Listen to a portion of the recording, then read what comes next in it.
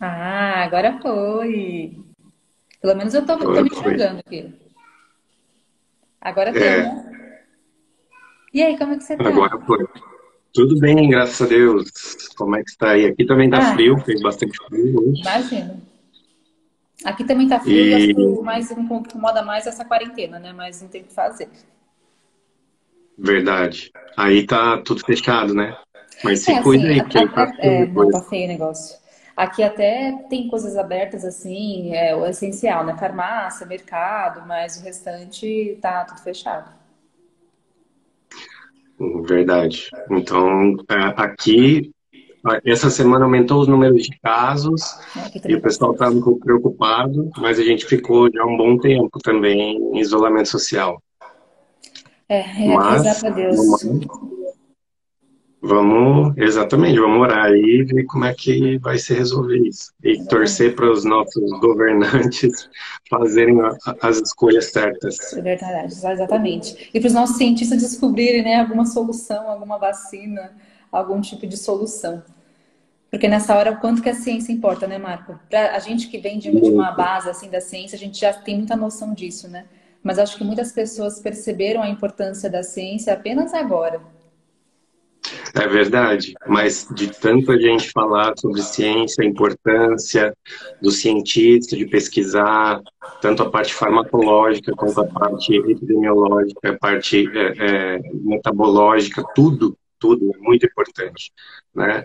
E infelizmente a gente está passando por isso, né? Mas vamos tentar não parar com tudo, né? Igual a gente faz, a gente continua conversando com as pessoas, a gente continua em contato, a gente continua tentando trazer o melhor que a gente pode para as pessoas, né? Para ajudar ao máximo, que é uma das coisas que nós sempre nos propomos a fazer, desde que Verdade. Eu vou você tentar entrou lá colocar na aqui, Marco. iniciação científica, na USP. E a gente faz live, a gente faz um monte de coisa, né? Curso online, a É gente vai se verdade. virando. Eu vou tentar Aí de fixar aqui, tudo. eu não sei se eu posso porque eu não sou a dona da live.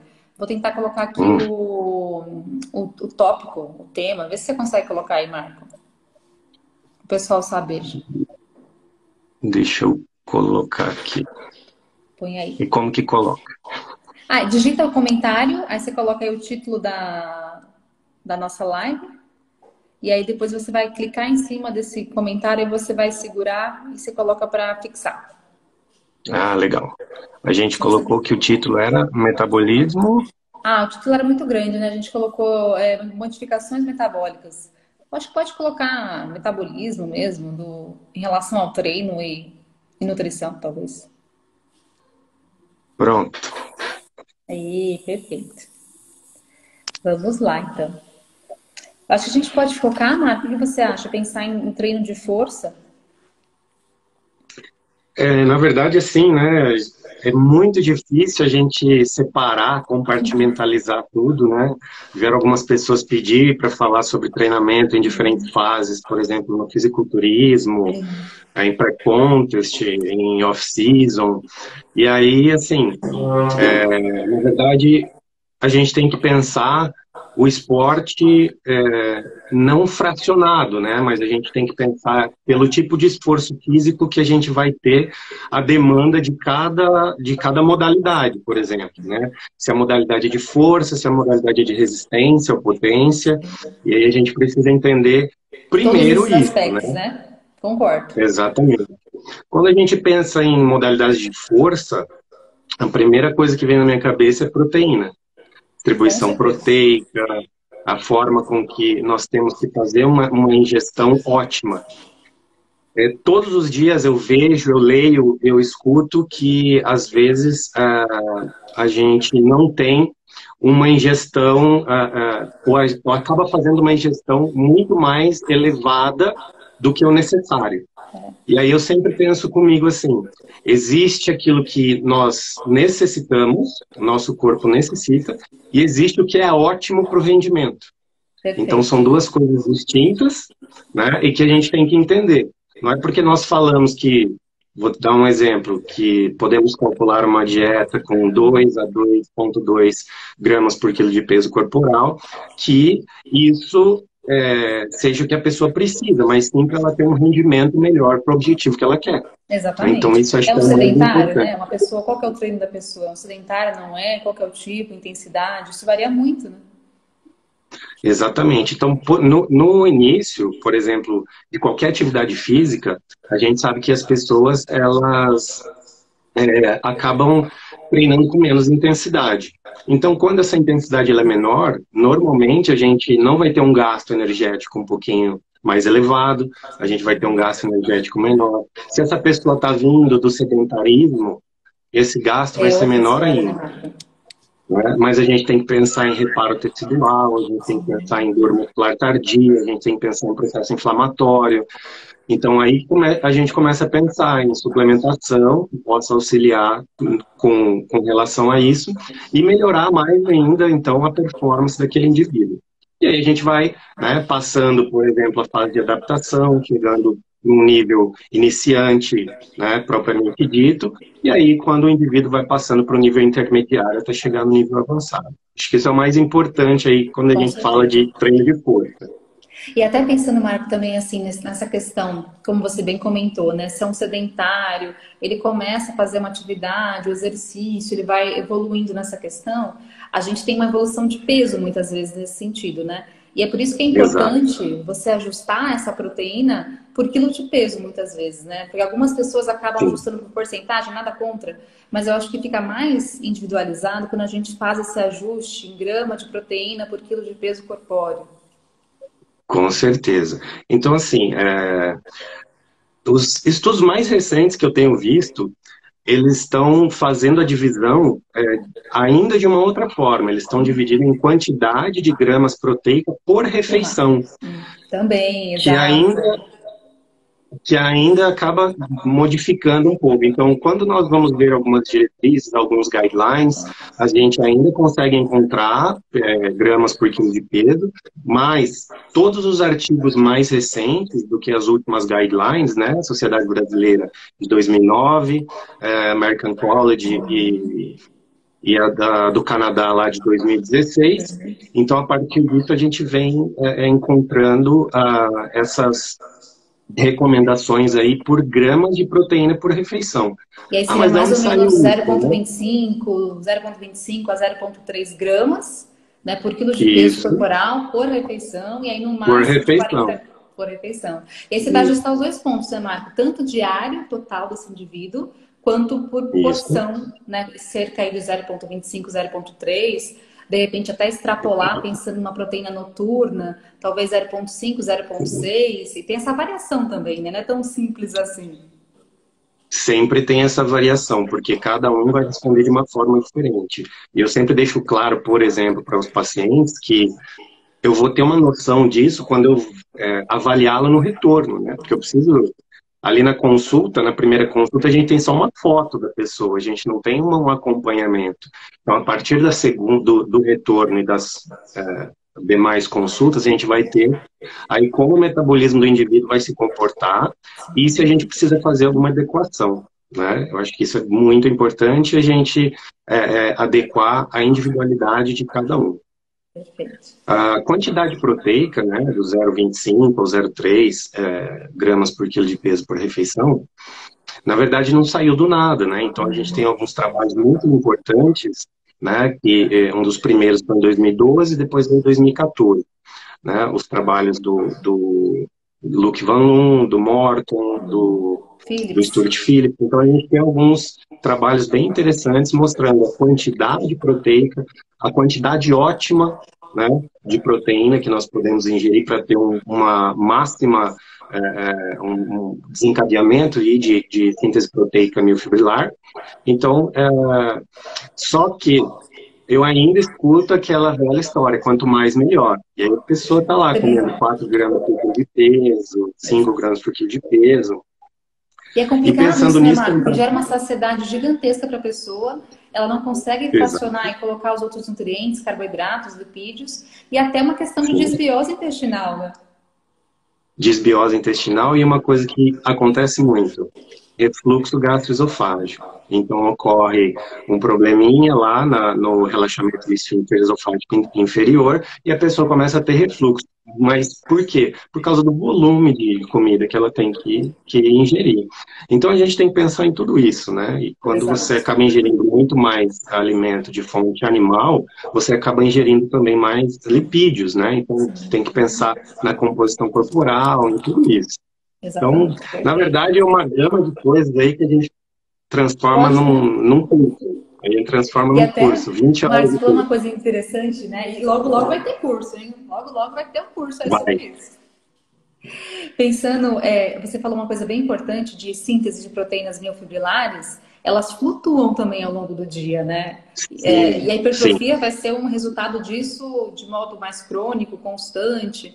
Então, eu tenho momentos de um estímulo maior, de repente, depois de um treino de força, e eu tenho, de repente, um estímulo menor, de repente, mais catabolismo, quando a pessoa fica mais tempo em Sim. jejum e por aí vai, né? Então, a gente tem que Uhum. pensar numa reação onde eu tenho um estímulo maior disso, é como se fosse assim, né? Eu tenho lá uma parede, eu tenho os bloquinhos que eu construí uma parede. Se de repente eu fui lá e dei uma porrada e quebrei a parede, isso acabou com a sua síntese proteica, né? Então é uma questão de não Exato. só estimular, mas de você manter aquilo e a longo prazo, né?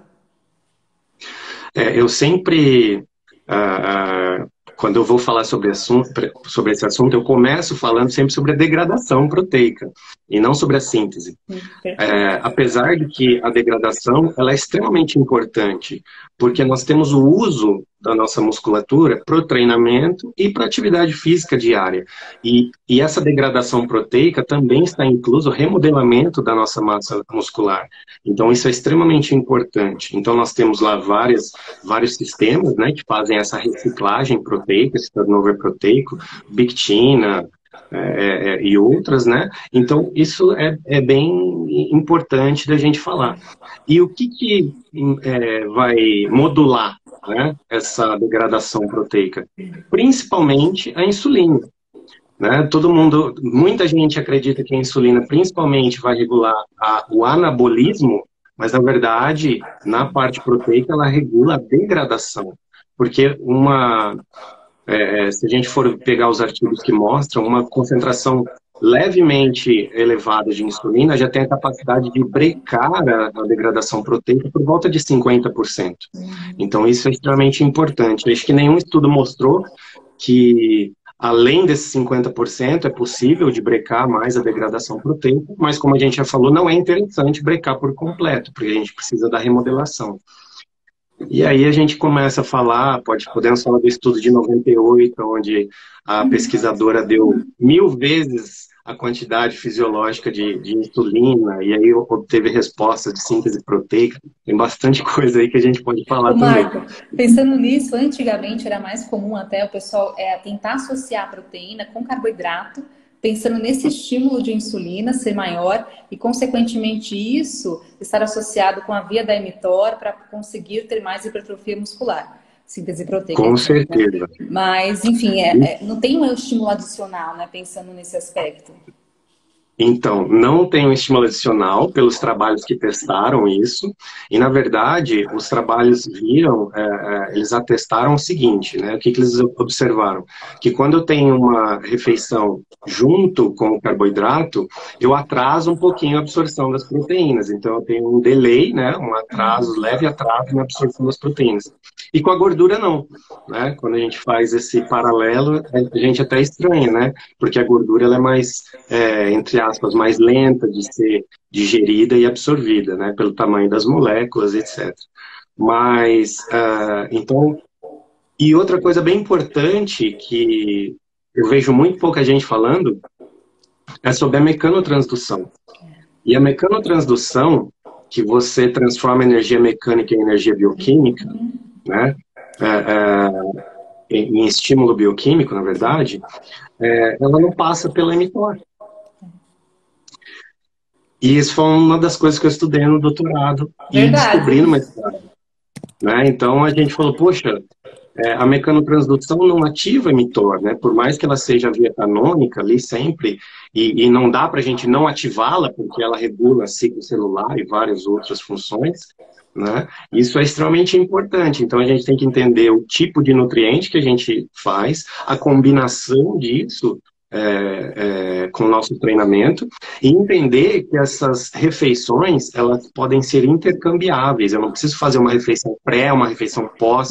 Eu tenho que fazer uma refeição próxima do meu treino, para eu potencializar o estímulo da síntese proteica junto com o meu aporte proteico.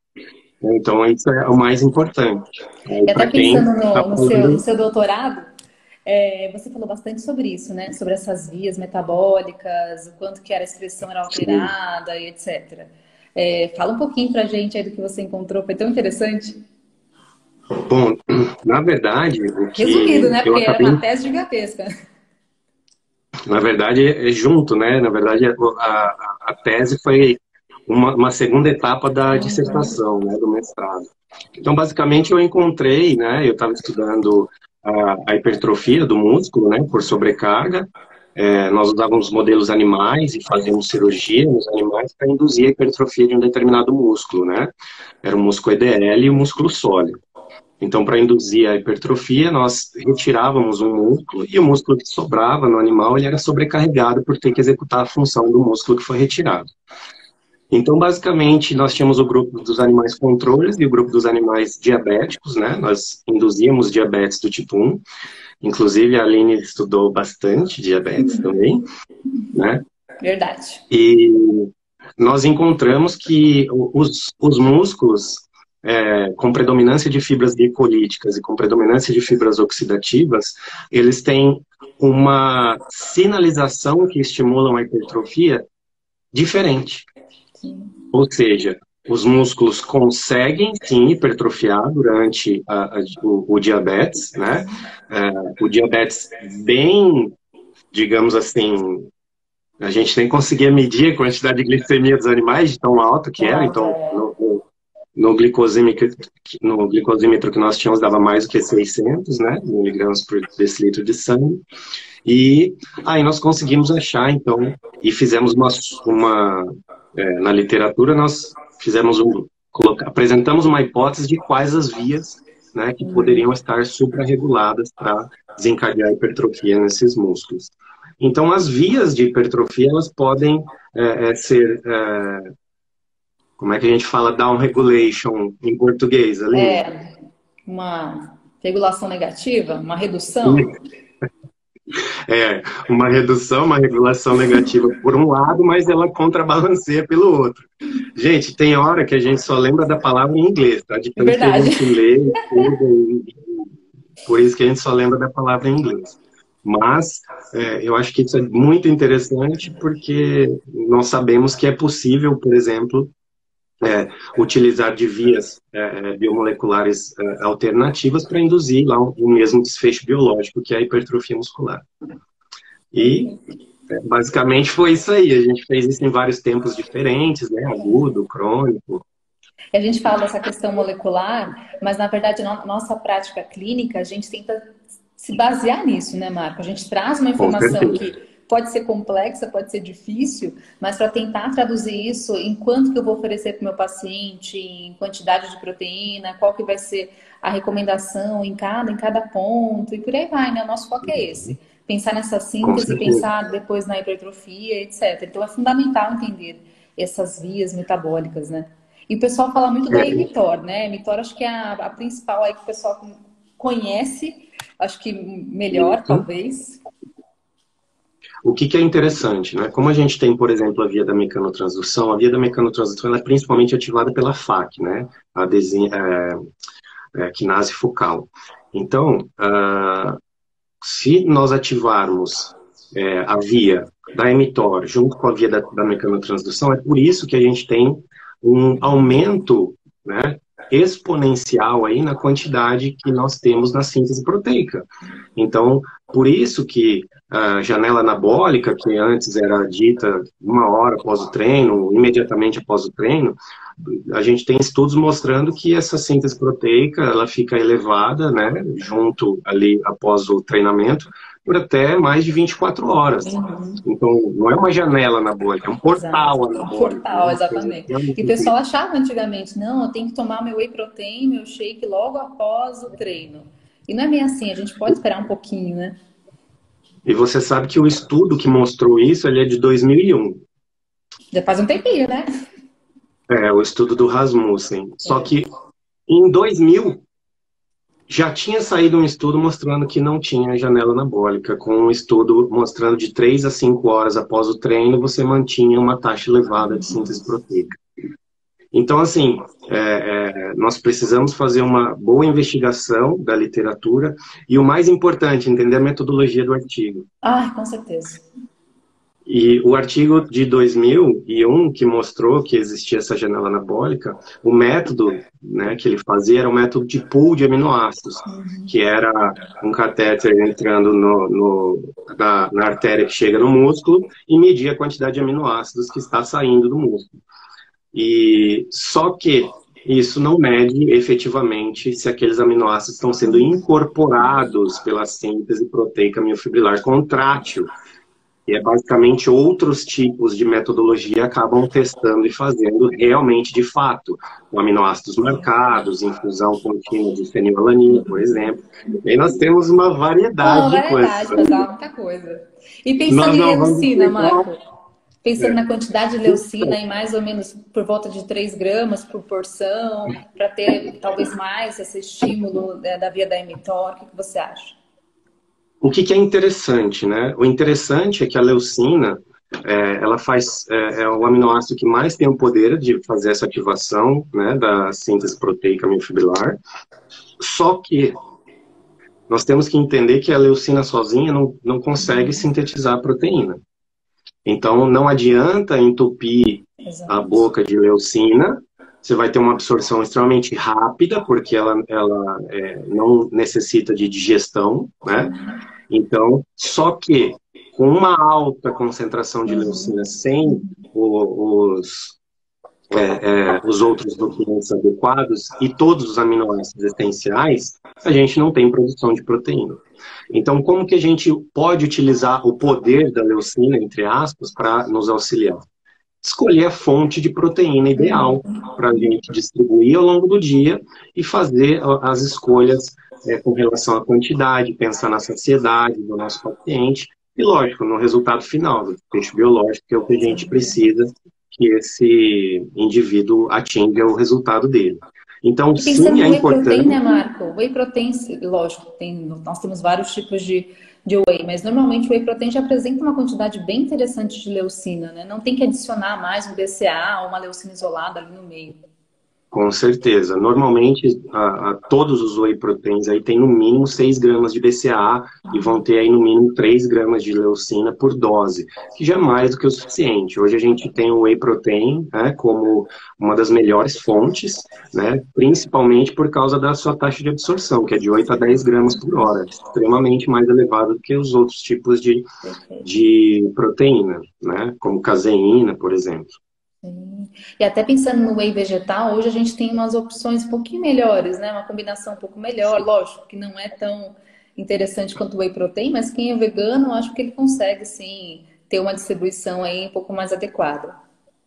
Então, o que eu comecei a estudar quando começaram a sair essas proteínas veganas, né?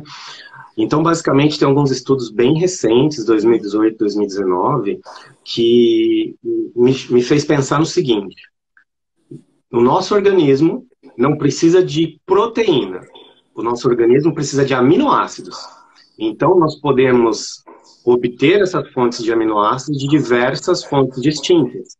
E quando nós pensamos em proteína vegana, nós podemos utilizar um blend proteico de diversas proteínas veganas para conseguir uma melhora na disposição e na concentração desses aminoácidos. E até a E que é quantidade tem que ser um pouco basicamente maior, né, Marco?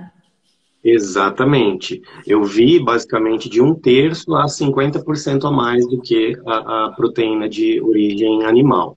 E até pelos Tem um fatores estudo bem. antinutricionais que eles apresentam na própria composição do vegetal, é necessário ter um aumento, né? É, E aí eu penso, por exemplo, eu penso mais nesses fatores quando a gente vai fazer o consumo não do pó proteico, mas de uma dieta vegana em si, dando ênfase em alimentos, né, que nós queremos que sejam fontes de proteína e, na verdade, tem os fatores antinutricionais. Mas, hoje em dia, é possível a gente fazer o complemento com as proteínas veganas mesmo. Então, eu acredito que é possível, sim, conseguir hipertrofia, a gente faz um aporte um pouquinho maior dessa quantidade, né? Tem um estudo bem interessante com idosos, que 40 gramas de proteína de soja mostra a mesma taxa de síntese proteica do que 20 gramas de whey em idosos ainda, que tem resistência anabólica ainda presente. Então, acho que é extremamente válido, né? Não desabono meus pacientes veganos, a gente faz aí um trabalho bem interessante. Sim. E pensando em idosos também, Marco, que você falou, eles necessitam de uma quantidade maior também de proteínas, né? Tem pessoas que acham que é o contrário, ou até assim, eles acabam consumindo menos proteína por N questões, né? De mastigação, deglutição e etc. Mas a quantidade que eles necessitam é maior, né, do que a nossa. É maior. Então, basicamente, nos estudos que eu vi, eles estavam sugerindo até por volta de quase o dobro de proteína por refeição ou por dose ali do suplemento, né? Então, digamos que numa dose aí proteica eu consumo aí por volta de 20 gramas, um idoso pode consumir de 35 a 40 gramas para ter uma excelente, né, um excelente estímulo da síntese proteica, lógico. E é aquilo que eu sempre falo, né? Perder massa muscular é prognóstico de doença. Então, para todos os meus pacientes, ou é manutenção ou é ganho de massa muscular, independente do que ele quer, né? A gente tem que pensar nisso, essa questão de saúde subjacente que a gente tem em todos os pacientes, isso é extremamente importante. E E também aí, entrar com a whey gente protein para pensa, eles, por que não, né? Qual o problema de entrar com suplemento para um muito idoso fácil, saudável? Por que não? fácil, fácil.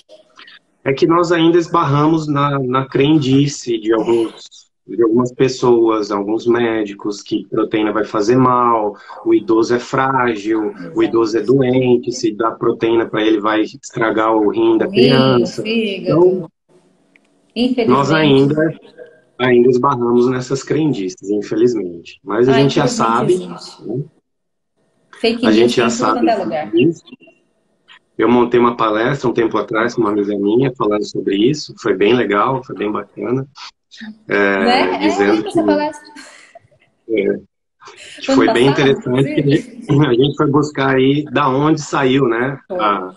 Nossa, o Marco fez uma essa palestra assim, questão. ele pegou lá do útero, pegou todo o aspecto falando sobre a questão de lesão renal e hepática que não existe em relação ao consumo de proteínas. Foi sensacional.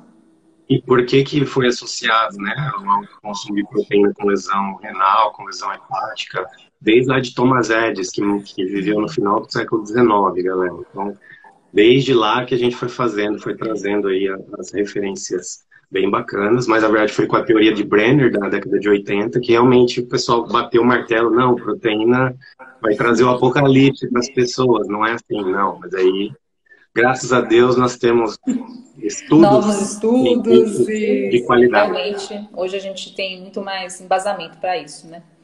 E aí, Marco, Com pensando certeza. também assim, em questões de fracionamento uma pessoa que quer então hipertrofia, ela já faz, enfim, um treino de força, etc. A gente vai fracionar essa proteína ao longo do dia. A gente tem que colocar aí a cada mais ou menos 3, 4 horas de intervalo uma refeição que apresente proteína, né? Exatamente. Na verdade, assim, tem um estudo bem interessante, onde ele dividiu 4 doses diárias de whey protein, né? 20 gramas a cada 4 horas, 10 gramas a cada 1 hora e meia e 40 gramas a cada 6 horas. E mediu a síntese proteica. Então, aonde foi mostrado a máxima resposta de síntese proteica foi nos indivíduos que comeram aí, né, ingeriram 20 gramas de proteína a cada 4 horas. Os estudos que, né, vêm por trás e corroboram e fortalecem essa tese são estudos que mostraram a irregularidade na quantidade proteica nas refeições. né? Tipo, você comer 8 gramas de manhã, 15 gramas na hora do almoço e 60 gramas de proteína à noite. Ai, Quem ótimo, bom você falar isso. dividiu, quem dividiu de forma correta e equivalente, né, teve uma melhor resposta, né, da síntese proteica. Então, isso é extremamente importante, porque os estudos, e sempre quando eu falo desses estudos, eu gosto de mostrar o desenho experimental. O desenho experimental, se você olhar, é uma obra de arte, é um negócio extremamente interessante e assim, extremamente trabalhoso de fazer, quando você precisa isolar variáveis. As pessoas pegavam a refeição delas no laboratório, faziam extremamente uma coisa bem feita. Então, acho que isso é o que eu mais gosto de encontrar nesses estudos, né? Agora, quando a gente encontra algumas coisas aí horríveis, né, dizendo que suco de limão emagrece e outras Ah, coisas assim. não, não dá. Mas tudo Então, bem, Marcos, mas se tudo bem. pensar nesse sentido, ó, vamos supor assim, a pessoa ela visa uma hipertrofia. Ela vai pensar o seguinte, então eu vou comer 2 bifes de, enfim, sei lá, de bovino ou filé de frango no almoço, no jantar e deu, tá bom. Então isso não seria interessante, né? Ele vai talvez Exatamente. ter uma quantidade maior do que ele necessita no almoço, no jantar, e aí de repente no lanche da tarde, café da manhã, na ceia, ele não vai ter essa quantidade. Então é importante ter uma Com certeza. constância separada aí, dividida ao longo de cada refeição, né? E pensar também na proteína noturna, na quantidade que vai ser adicionada, visto que na noite a gente fica várias horas aí em jejum, né? Tem paciente que me pergunta: eu tenho que levantar à noite, de madrugada, para comer minha proteína, fazer uma refeição? Eu falei: também calma lá, né? Não precisa de tudo isso. Mas de repente ajustar uma quantidade maior de proteínas aí à noite, na ceia, antes de dormir, é um ponto interessante também, né? Você acha o que da caseína, por exemplo? Ou você acha que não vale a pena mais? Então, basicamente assim, a gente sabe que a caseína ela tem uma taxa de absorção um pouquinho mais lenta, mas uma coisa interessante que a gente precisa entender é que eu penso assim, se eu vou pedir para o meu paciente usar o whey protein, se eu pedir para ele usar a caseína também, então são 2 suplementos que ele vai ter que adquirir, comprar e gastar dinheiro, né? Então eu tenho que entender também a realidade do meu paciente, para ver se ele tem Concordo. a condição de comprar isso. Por quê? Porque nós conseguimos mimetizar a taxa de absorção da cafeína fazendo uma refeição mista. Então, a Uhum. gente pode fazer isso, a gente pode utilizar uma refeição mista, né, próximo da hora de dormir, e aí a gente tem que pensar também na questão da saciedade, e tem pessoas que também não gostam de, entre aspas, encher o estômago antes de dormir. Porque, na verdade, quando eu prescrevo esse tipo de alimentação pré-sono, né, por volta de meia hora ali, quando a pessoa já está se preparando para ir dormir. Mas aí eu penso num iogurte proteico, eu penso em algo que seja mais fácil para a pessoa fazer. E aí o que eu gosto de fazer é dar várias é, possibilidades, né, várias alternativas. Então eu Perfeito. gosto de fazer isso, né? Mas, lógico, tem a pessoa que chega lá, senta na minha frente e fala, tenho 5 potes de caseína, 3 de betalanina, Então, creatina até o ano que vem. Então, dá pra gente fazer bastante coisa legal dá e para fazer sem muita ter coisa, né, problema. Marco? Não tem uma estratégia só. A gente pode pensar em várias condições.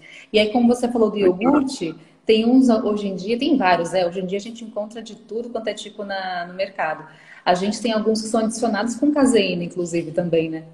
Exato. Alguns têm caseína e é whey. Então, bem interessante, a gente pode fazer isso. E outra coisa que a gente tem que entender, não é porque a proteína ela é de mais lenta absorção, ela é absorvida mais lentamente, que isso vai causar aí um problema, né, na síntese proteica. Porque o que vai regular isso é o treinamento contra uma resistência, né? Então, o importante é você fazer a refeição contendo proteína, né? A gente pensa, porque senão só fazer refeições proteicas ao longo do dia sem treinar, você hipertrofiaria, e não é assim que Não. funciona. Nós É. precisamos do estímulo mecânico, né? Como nós falamos, daquela quantidade importante que a leucina traz, né? Em Exatamente. combinação com o estímulo mecânico, a gente vai ter aí uma ótima resposta. Então, acho que E isso é até, Marco, bem também se a interessante. pessoa tomar proteína, comer proteína, no superávit calórico, calorias acima do que necessário, e ficar vendo Netflix, ela vai engordar, né? Essa proteína vai acabar, a parte dela consegue virar gordura, né? Sim, só que tem uns artigos Tem muito um porém aí, né? interessantes. Tem Isso é artigos importante falar. interessantes mostrando que de 400 a 800 calorias a mais advindo de O proteínas, que é bastante, hein? não houve modificação na composição corporal. Mas Exatamente. para onde foi essa energia? Então, pessoal, nós temos a termogênese dos alimentos, né? Sim. Então, basicamente, a proteína é o macronutriente que mais utiliza energia para ser metabolizado, né? É, depois vem o carboidrato e, por último, a gordura, que é facilmente metabolizado. Mas a gente tem que entender também, quando você falou da pessoa que come lá 2 bifes enormes no almoço e 2 bifes enormes na janta, é que tudo aquilo de proteína que ele está colocando no seu organismo, quanto daquilo vai ser direcionado para a síntese de proteína? Ou vai Quanto virar daquilo vai orelha? ser direcionado para a síntese proteica? Então a gente tem um trabalho extremamente bacana, por nada menos que o senhor Dr. Stuart Phillips, que ele mostra aí por volta de 10 a 11% dessa quantidade, ela é movida, né, direcionada para a síntese proteica. E isso quando o treino de resistência é muito bem feito. Né? Ou seja, você vai para academia só para passear, para trocar ideia, para Não conversar, vale a pena. o treino é meia boca e a dieta é meia boca, realmente, você vai ficar procurando receita milagrosa para ter o resultado. Sem Mas, treino não tem o que fazer, Marco. Não adianta, né? Pode ser o ajuste exatamente, que for. Tem que pegar pesado. Não adianta. Não tem escolha. por isso, por isso que as pessoas ficam procurando a fórmula mágica, ficam procurando o que eu posso tomar, o que você está tomando, passa para mim o que você está fazendo. Não, gente, você tem que treinar e comer de forma extremamente adequada, né? E outra coisa extremamente importante, de toda a proteína que você está comendo daquela refeição, 50% vai parar ali no seu tecido visceral, né? Então, se você está comendo 30 gramas de proteína, 15 vai ficar ali, ó, intestino, proteínas viscerais. Então tem que entender isso, não é quanto mais melhor. Quanto mais Exatamente. significa que mais vão ser degradadas. E agora imagina se você está utilizando um whey protein isolado, porque você adora o isolado por causa do gosto, Ah, é e ótimo você aí falar sobre isso. quanto que você vai estar jogando fora? Além dos 50% que ficam ali próximos dos enterócitos, a gente tem quase 40% que vão ser utilizados para formação de ureia, para produção de neurotransmissor, ou próximo vão ser convertidos em, sei lá, produtos para o ciclo de Krebs, aminoácidos Ou glucosidônicos, por exemplo. em excesso, Marco, pode causar Exato, desbiose intestinal também, né? O que não é interessante, uma com questão metabólica. certeza. Eu encontro muito. Ah, eu estou comendo. O que você está comendo? Batata doce e frango. Eu falei, o resto. Porque toda a- esse problema da desbiose, ele consegue ser minimizado e quase totalmente eliminado quando você faz o consumo adequado de legumes e Fruta, verduras, verdura, né? legume, fibras. Exatamente. Porque tem Mas não muita gente que fazem, né? critica, Fica só no não frango, fazem. batata doce, não coloca nenhum brócolis, aí complica. No máximo um raminho de brócolis. Um Eu falo, raminho isso assim. aí não dá Dá nem pra pro cheiro. nada. Então, eu sempre recomendo a todos, no mínimo, 4 tipos distintos. Todo mundo sabe que o prato colorido é o prato saudável, né? Todo mundo sabe disso, né? Só que não coloca em Não prática. coloca. Então, eu falo, no mínimo, 4 tipos distintos de legumes e verduras. Se quiser pôr mais, pode colocar mais também. Ô, Marcos, não Só tem que aí aquele o povo pessoal que faz assim, ah, eu vou colocar uma colherzinha de chia, uma colherzinha de chá de chia. Fazer aquele tem, iogurte com chia? Um pouquinho só, tem. adianta pro dia inteiro, né? E não come fruta, não come verdura, não come legumes, não come nada disso, né? Não adianta. Eu vou te falar que desde que eu comecei a atender, eu encontrei uma pessoa que não comia frutas, legumes e verduras de jeito nenhum. Então, era um paciente, era um adolescente já saindo da adolescência, realmente tinha alguns problemas psicológicos, e foi a única pessoa que eu tive que realmente fazer prescrições e mais prescrições que realmente eram justificadas, né? Porque hoje a gente tem prescrições totalmente injustificáveis aí, né? Então, que eu me lembre só dessa parte. Então, você olha para a pessoa, você vê que ela tem os sintomas característicos de hipovitaminose, né? Não consome direito. Então, a gente tem que prestar atenção nisso também para todos os nossos pacientes, né? E para o paciente que é desportista ou atleta, aí não tem o que fazer. Você tem que escrever lá e ele tem que seguir de fora a fora. Não tem nem que perguntar nada. O que tem que comer é isso e come e acabou. Né? Acho que isso é importante também. E aí, falando na questão, eu sei que não é nosso assunto, mas pensando nessa questão que você disse, carências de vitaminas e minerais, muitos acabam apelando para polivitamínicos, né? Ah, então eu como uma fruta, uma verdura, um legume, não tem problema, eu tomo uma cápsulazinha ali de polivitamínicos e tudo bem. Já encontrei pacientes, né, já passaram comigo pacientes que acham que suplementação, shake, etc., são melhores do que alimento. Ah, mas aqui no shake, no polivitamínico, tem tudo que eu preciso. Então, uma coisa importante que a gente tem que entender é que o nosso corpo não foi feito para viver de pó e de cápsula. Então, a gente tem que entender uma questão chamada de proporção de micronutrientes. Por que a proporção de micronutrientes é importante? Porque não adianta eu utilizar todos de uma vez. A gente tem competição por sítio de absorção. Então, o exemplo mais básico de todos é o cálcio e o ferro, né? Então, eu sempre falo, olha, você vai no banheiro, vai sair caro quando você for no banheiro, se você tá às vezes até a cor, aí, né? utilizando. Sai um xixi lá rosa, verde, amarelo. Exatamente. Né? Então, é isso mesmo que o pessoal fala, toma isso aqui que é tudo de A a Z e vai suprir todas as necessidades. E realmente é pelo contrário, né? Então, e os estudos mostram que a absorção e a biodisponibilidade dos micronutrientes são muito melhor aproveitados quando eles vêm dos alimentos em natura. Tem sinergia, né? Tem sinergia de todos os nutrientes que estão ali dentro. Eles são prontos para aquilo. Com certeza. É diferente de pensar numa cápsula. É claro que a gente pode prescrever isso, né, Marco? Mas desde que seja bem calculado. Então, a gente vai colocar lá qual que é o mineral, qual que é a vitamina, qual que é a forma que ela estará pronta, para não ter competição. Quando você pensa num suplemento de A a Z, ele tem tudo ali competindo entre si, sem ter uma biodisponibilidade adequada. E isso não é interessante. É verdade. Então, mas a gente tem que pensar nesse sentido para todas as modalidades também. Por exemplo, quando a gente pensa em modalidade de endurance, a gente vai pensar em combinação de tipos de carboidrato, mas não adianta nada, por exemplo, o paciente está fazendo restrição a uma dieta sem sódio, por exemplo. Você acaba atrapalhando aí a absorção de nutrientes, ou vice-versa. Né? No fisiculturismo, o pessoal faz muita restrição de sódio. Aí como é que você vai fazer o loading de carboidrato com pouco sódio disponível na sua alimentação? Impossível. Então, é muito complicado, né? Então, a gente tem que pensar em todo o desfecho biológico e qual é o caminho fisiológico que isso acontece. Quais hormônios estão sendo alterados?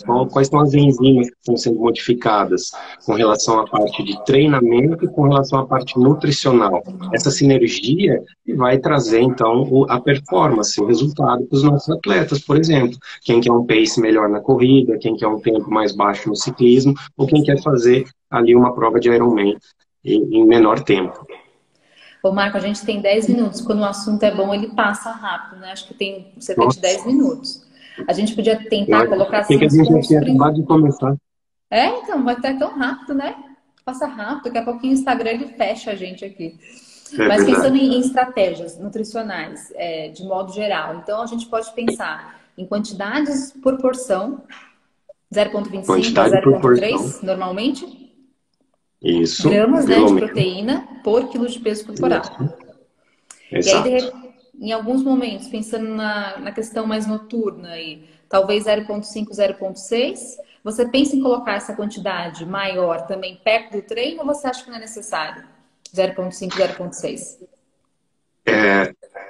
Eu sempre coloco uma refeição próxima do treino, ou antes ou depois, porque isso aí é intercambiável, né, estando próximo. Mas a quantidade de proteína, quando a gente pensa em treinamento de um grupamento muscular ou dois, nós não precisamos aumentar a quantidade. Porque a síntese proteica ela só vai aumentar mais do que 20 gramas por refeição se nós estivermos falando de whole body training, o treino de todo o corpo, né? Então aí sim nós podemos aumentar essa quantidade, né? Então isso é extremamente importante a gente entender. A quantidade de proteína é importante, a distribuição ao longo do dia, qual fonte, da onde está vindo, né? Se a gente está fazendo a coingestão de carboidrato, gordura, qual que é o dia, qual que é a modalidade, qual o objetivo final, né? O protein timing, que a gente acabou de falar, né? Próximo do treino, extremamente importante.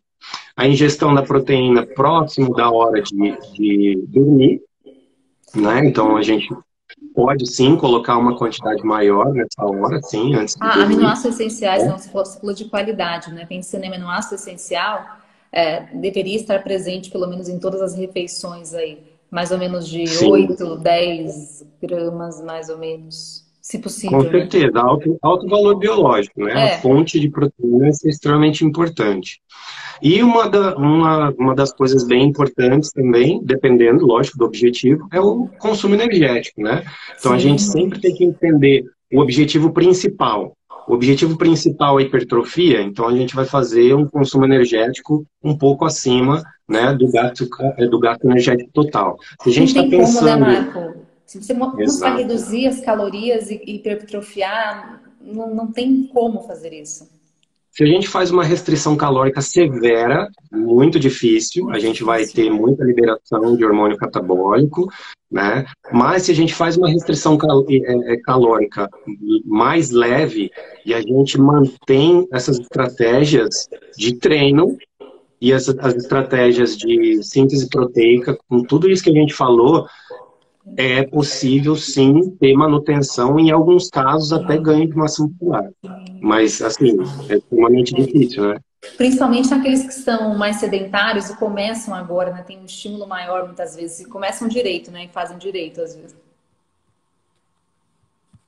Exatamente. Então, pensando nisso, também a gente tem que falar das calorias de manutenção, né? Dependendo do objetivo da pessoa. Ou você coloca um aporte energético maior, ou você tem pelo menos as calorias de manutenção. Perfeito. Então, acho que é isso, né, Marco? Ó, um aluno meu perguntou aqui, ó. Eu sei a resposta, mas você sabe melhor do que eu dizer. Como que você fez as 2 graduações? Bom, a minha primeira graduação, eu entrei na faculdade de Educação Física quando eu tinha 16 anos. E aí eu terminei a faculdade com 20. Com 22 eu já tinha finalizado a minha primeira pós-graduação em prescrição de exercícios e personal training.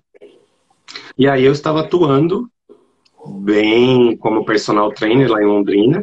E no ano de 2009 eu fui para São Paulo. 2009... eu me estabeleci, em 2010 eu entrei na faculdade de nutrição e, ao mesmo tempo, na pós-graduação em fisiologia do exercício. Aí, meados de 2011, mais para o final do ano, eu acabei encontrando um professor que falou que eu tinha que fazer o meu mestrado, que eu estava esperando. Eu falei, estou esperando me formar aqui em nutrição, depois eu vou para o mestrado. Ele falou, não, vai agora, já. Aí ele me trouxe 3 nomes. Um dos nomes era o professor Dr. Rui Cury. Eu falei, é esse que eu quero. E aí fui conversar com o Rui e ele falou, ó, só passar na prova. A prova era dali 1 mês e meio, todo o conteúdo de fisiologia humana possível dos livros. 1.200 páginas. Aí eu li 3 vezes, de cabo a rabo os livros, fiz a prova de inglês, passei. E quando eu passei, eu entrei lá e tranquei a faculdade de nutrição. Aí, tranquei a faculdade de nutrição, terminei o mestrado. Reabri a faculdade de nutrição e comecei o doutorado. E logo depois, ali, para o finalzinho, eu estava fazendo uma especialização em fitoterapia, o doutorado na parte da tarde, o estágio da graduação em nutrição de manhã e à noite a aula da graduação. Nem leve, tranquilo. E aí eu terminei, graças a Deus, terminei. Então o pessoal vem falar para mim que não tem tempo de estudar, eu falo, não. Tem sim, tem tempo sim. Quem Então, com quer, arruma certeza. tempo. São Quem quer prioridades, né, paz, Marco? E o quanto que valeu a pena. com certeza. E continua Assim, estudando hoje, todos os dias, sempre, nossa, né? não Não para, tem né? como parar, né? Não tem como Eu parar. sempre falo para todo mundo, se você para de estudar na área da saúde, você fica para trás, Fica. né? Você Fica não falando vai ter, bobeira. Fica falando que o suco de limão emagrece, sim. né? Uma das coisas que eu escutei há pouco tempo atrás foi uma coisa bem interessante. Acho que foi o Neil deGrasse Tyson que falou, que eu escutei. Ele falou: o que é mais complicado hoje na ciência é você saber o suficiente daquele assunto para achar que está certo, mas você não saber o suficiente para saber que está errado. É isso mesmo. Então isso é uma coisa, tem coisas que acontecem que me marcam, né? Então isso me marcou bem e eu falo, nossa, é exatamente isso. É as pessoas que ficam projetando crença pessoal ou relato de caso, aí comigo deu certo, com Ah, tal pessoa deu exato. certo. E normalmente a gente só vai ter relato positivo, né? Ninguém chega pra gente e fala, eu tomei tantos milhões de suplementos e nunca fez nada comigo. É raro a gente escutar isso. Então eu sempre acabo falando, né? Eu falo para as pessoas que não é possível fazer um estudo com 7 bilhões de pessoas no mundo para saber o resultado de todos, mas é para isso que existe a bioestatística, a amostragem. Tá aí, né? A ciência tá aí para isso. E eu Perfeito. falo, gente, o método científico ele é super perfeito porque ele é passível de refutação. Você pode publicar o que você quiser. Pode sair uma semana depois, eu vou lá e marreto em cima e refuto aquilo que você falou, se tiver Exatamente. errado. Então, isso é extremamente importante aí na ciência, né? Concordo. Mas muito obrigada, Marco. Tem uma pessoa aqui falando para eu gravar uma aula, uma live de introdução alimentar. Eu gravo semana que vem para vocês, tá? Para falar sobre como acontece isso. Mas muito obrigada. Fico muito feliz de te Eu que ver. agradeço.